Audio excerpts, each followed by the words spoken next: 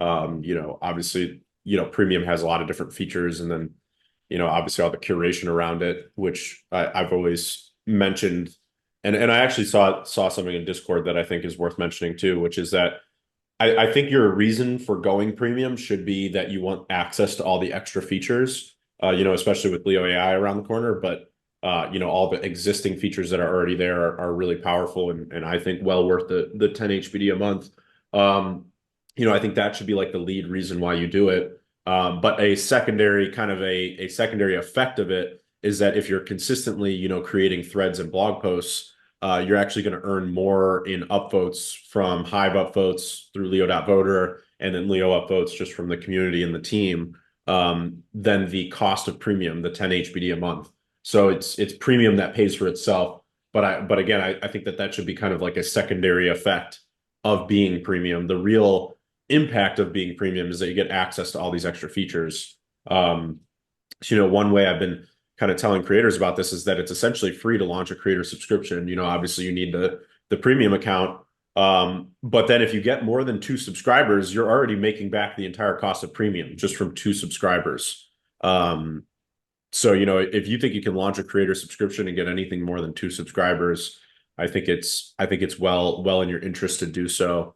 And it would be extremely profitable to do so from a premium perspective, because you mix having 2 subscribers in with covering your cost.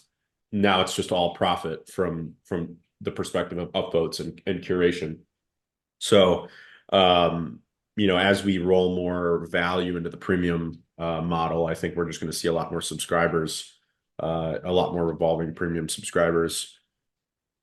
But yeah, I think, again, on Mitch's point, like if you're creating content at any level of consistency on Hive, I just think it's a no-brainer to be to launch a creator subscription and actively try to get people to subscribe to you. So I just posted a screenshot of my dashboard. I've got 22 subscribers right now. And that pays a little over $100 a month. It's paying me like about $106 a month after fees. So, it's such a good value proposition, and it's finally a way to earn outside of the rewards pool on Hive, which is something I've been actively trying to fix for a long time. Um, so it's one of the biggest complaints I think on Hive is, I only create content to earn in this 7-day window, and it creates a very short-term mindset around content creation. But like Mitch said, he's got this plan for a book. He could start putting out like a newsletter, and then over time kind of collect all the content he needs to ultimately turn those newsletters into a book. And in the meantime, he's been getting paid and supported, on that journey to writing the book. And I think that that's really powerful. Mm, it is because it's wild, Cal. My real estate investing book that I wrote in 2017, I basically did that on hell, essentially on what would that be? Was that still Steam back then? Slash Hive. Yeah. I posted just as regular posts. I literally posted, um, each post was generally one chapter. Maybe it was, divided up into a couple posts, if it was a longer chapter. And I essentially, you know, published it on the blockchain before it ever, was a actual like, physical book on Amazon.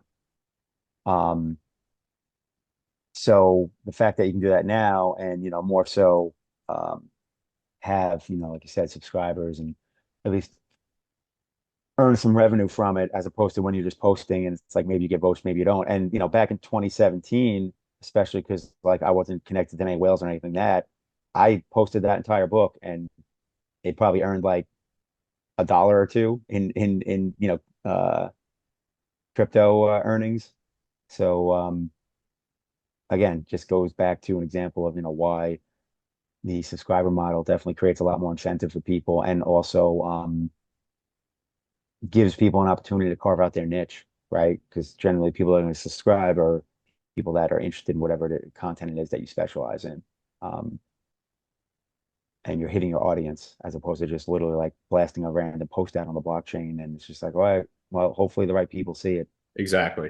Yeah. And it's largely become like auto voters, and you kind of know what you're going to earn on Hive, and there isn't much. there isn't much variance to it, in my opinion. You know, the general upvoting economy is kind of set in stone in many ways.